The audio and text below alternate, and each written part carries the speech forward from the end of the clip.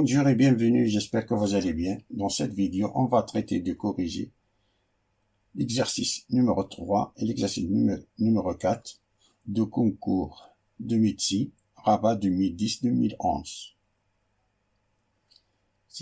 L'exercice numéro 3 nous dit de vérifier que pour tout x appartenant à l'intervalle fermé 0 pi sur 3, on a sin de x au carré sur sin carré de x divisé par cos de x est égal à 1 sur cos de x moins cos de x.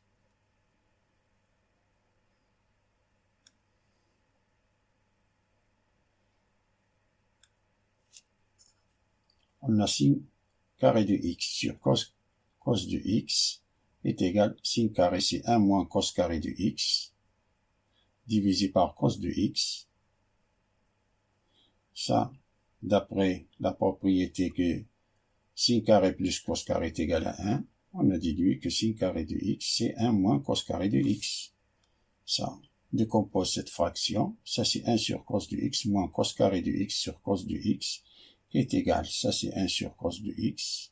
Si on simplifie par cos de x, c'est moins cos de x. Alors, cette égalité-là est vérifiée.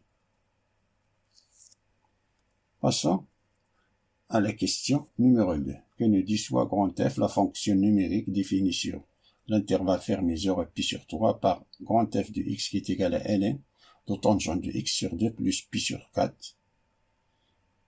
Question de petit a demande de vérifier que f grand F de pi sur 3 est égal à ln de 2 plus racine de 3. La grande F de pi sur 3, c'est ln de tangente de pi sur 3, on remplace x par pi sur 3 sur 2 plus pi sur 4. Ça est égal ln de tangente, ça c'est pi sur 6 plus pi sur 4, qui est égal à ln. On applique la propriété de la tangente de a plus b. La tangente de a plus b, c'est la tangente de a plus la tangente de b, divisé par 1 moins la tangente de a fois la tangente de b. Ça est égal la tangente de pi sur 6, c'est 1 sur racine de 3, et la tangente de pi sur 4, c'est 1, divisé par 1 moins la tangente de pi sur 6, c'est 1 sur racine de 3, et la tangente de pi sur 4, c'est 1, mais 6 fois 1. Ça est égal à ln, ça c'est 1 plus racine de 3 sur racine de 3, divisé par racine de 3 moins 1 sur racine de 3. On simplifie les racines de 3, ça nous donne 1 plus racine de 3 sur racine de 3 moins 1. Pour éliminer la racine carrée du dénominateur, il suffit de multiplier par le conjugué du dénominateur. Ça est égal à ln, 1 plus racine de 3 sur racine de 3 moins 1, fois racine de 3 plus 1 sur racine de 3 plus 1. Ça est égal. Ça c'est a plus b. Pardon, a plus b fois a plus b, c'est a plus b au carré, c'est-à-dire 1 plus racine de 3 au carré. Au dénominateur, on a a, on a b. A moins b fois a plus b, c'est a carré moins b au carré, c'est-à-dire racine de 3 au carré, moins 1 au carré. Ça est égal, ça c'est 1 plus 3 plus 2 racine de 3 divisé par, ça c'est 3 moins 1, c'est 2. Ça est égal, on a 4 divisé par 2, c'est 2, et 2 racine de 3, c'est racine de 3, qui est égal à ln de 2 plus racine de 3. Donc, on a vérifié que grand F de pi sur 3 est égal à ln de 2 plus racine de 3. Passons à la question 1 petit b. Nous montrer que grand F est une primitive de la fonction f définie sur l'intervalle fermé 0 pi sur 3 par f de x qui est égal à 1 sur cos de x.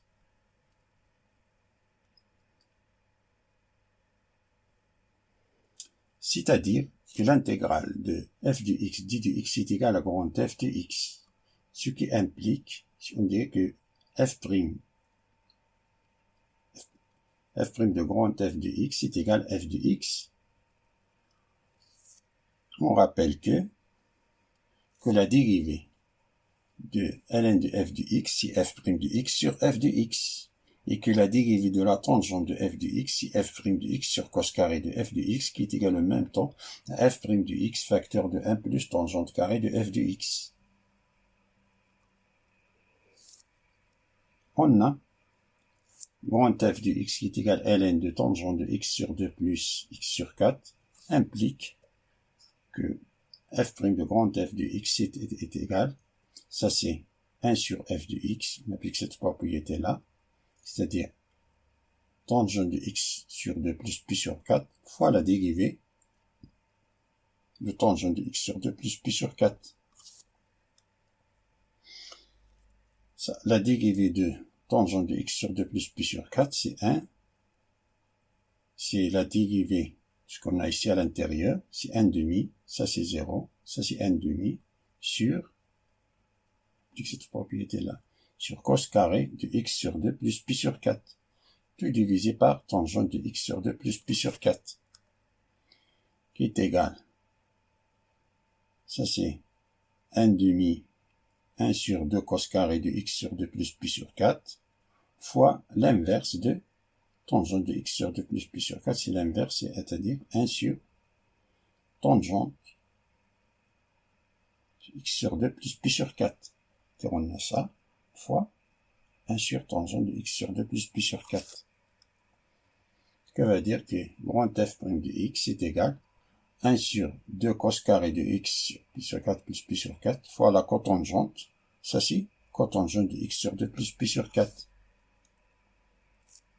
Est égal à 1 sur 2 cos carré de x sur 2 plus pi sur 4 fois tangente de x sur 2 plus pi sur 4, ça c'est cos de x sur 2 plus pi sur 4 divisé par sinus de x sur 2 plus pi sur 4.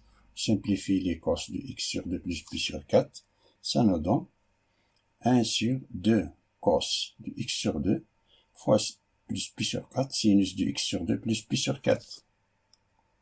Si on applique sin de 2a, c'est 2 cos de a sin de a. Ça est égal à 1 sur 2 cos de x sur 2 plus pi sur 4 sinus de x sur 2 plus pi sur 4, qui est égal en même temps à 1 sur sinus de 2 fois cette expression-là, qui est égal à 1 sur sinus de x plus pi sur 2. Et sinus de x pi sur 2, ce n'est que cos de x. Donc, on a démontré que f de x, c'est 1 sur cos de x. F de x, c'est grand f' de x.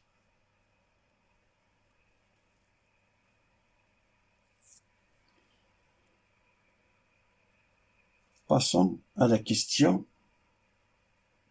un petit c, la dernière question de l'exercice numéro 3.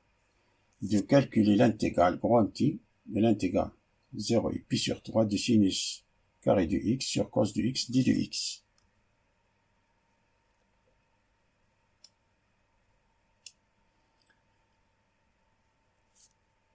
Ça est égal, ça c'est 1 moins cos carré de x sur cos de x. On décompose cette fraction en fraction simple, ça c'est égal 0 pi sur 3 de 1 sur cos de x dit de x moins l'intégrale 0 et pi sur 3 cos de x.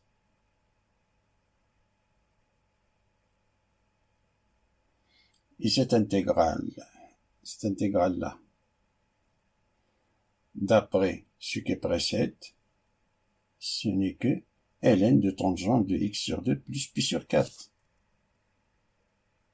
Ça est égal, ça c'est ln de tangente de x sur 2 plus pi sur 4, entre 0 et pi sur 4, moins, ça c'est une intégrale directe, c'est sinus de x entre 0 et pi sur 3. Alors ça c'est, on a déjà calculé que f de pi sur 3, d'après ce qui précède, c'est ln de 2 plus racine de 3, et lorsqu'on remplace par 0, ça on a tangente. En 0, nous reste tangente de pi sur 4, tangente de pi sur 4 c'est 1, et ln de 1 c'est 0. On a moins 0, moins, parce qu'on remplace sinus de pi sur 3, c'est racine de 3 demi, moins 0. Alors ça nous donne ln de 2 plus racine de 3, moins racine de 3 demi.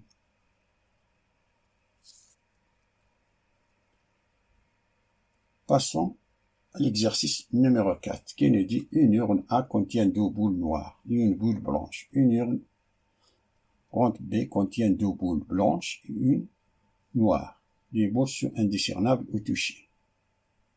On tire au hasard successivement et sans remise 2 boules de l'urne A. Puis on tire une autre boule de l'urne B. On obtient un total de 3 boules. Question 1. Calculer la probabilité d'obtenir 3 boules de même couleur. Question 2. Calculer la probabilité d'obtenir 2 boules blanches et une noire.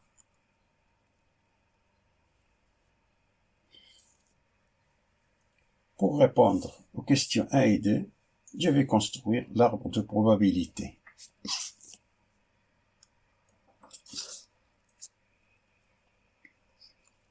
On a l'urne A contient 2 boules. Il y a 2 boules noires et une boule blanche. De l'urne A, on dit que de l'urne A, on tire 2 boules successives et sans remise.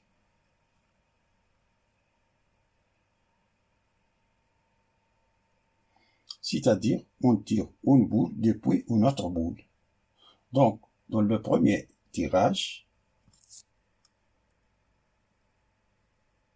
on peut tirer une boule noire ou bien une boule blanche. Et la probabilité de tirer la boule noire, c'est le nombre de cas favorables divisé par le nombre de cas possibles, c'est-à-dire 2 tiers. Le nombre de cas favorables, c'est 2. Le nombre de cas possibles, c'est 3. Et la probabilité de tirer la boule blanche, c'est de 1 tiers. On a un nombre de cas favorables. On a une boule blanche. De cas possibles, on a 3 boules.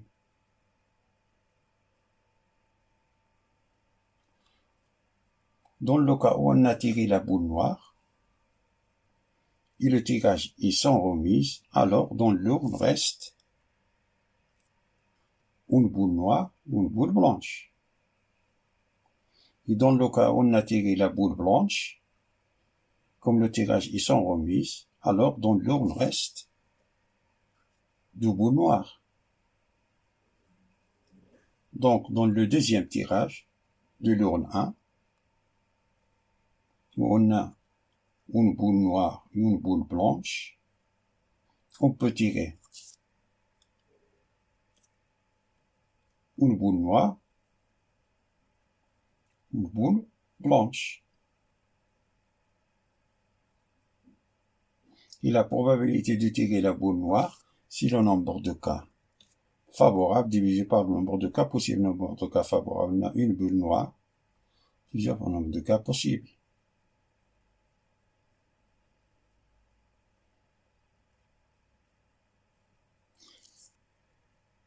Et la probabilité de tirer la boule blanche, c'est 1/2. Le même raisonnement.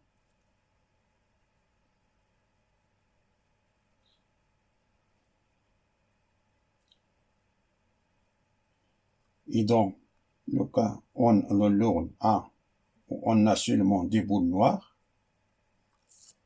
on peut tirer seulement la boule noire. Alors la probabilité de tirer la boule noire est de 100%. C'est-à-dire, c'est 1. 100 divisé par 100, c'est 1. Et de l'urne B,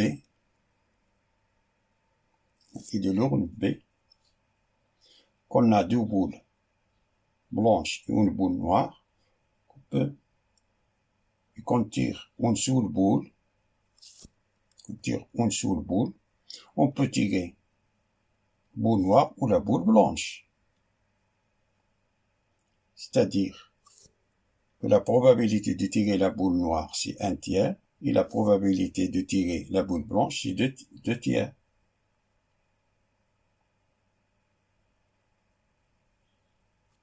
Alors ça, c'est tout pour la construction de l'arbre pondéré. Alors passons à répondre aux questions 1 et 2. Ça, c'est notre arbre pondéré. La question 1 nous dit de calculer la probabilité d'obtenir 3 boules de même couleur. ça, soit l'événement E peut obtenir 3 boules de même couleur.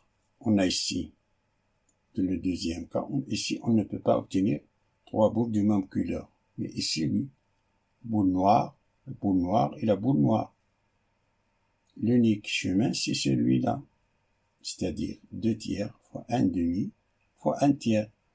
I représente la multiplication. Donc c'est 2 tiers fois 1 demi fois 1 tiers qui est égal à 1 neuvième. Et la probabilité, et la deuxième question nous dit de calculer la probabilité d'obtenir 2 boules blanches et une noire. Soit l'événement grand F obtenir 2 boules blanches et une noire. Alors la probabilité de l'événement F, on a obtenir 2 boules blanches et une noire. On a ce chemin-là n'est pas valable, ce chemin-là n'est pas valable, 2 boules blanches c'est valable, une noire et 2 blanches, c'est-à-dire 2 tiers, 1 demi et 2 tiers. Ici, on peut obtenir une boule blanche, noire et blanche, c'est-à-dire plus 1 tiers fois 1 fois 2 tiers. On a ce chemin-là encore. Alors ça, c'est la probabilité d'obtenir 2 boules blanches et une noire, qui est égale 2 neuvièmes plus 2 neuvièmes, qui est égal à 4 neuvièmes.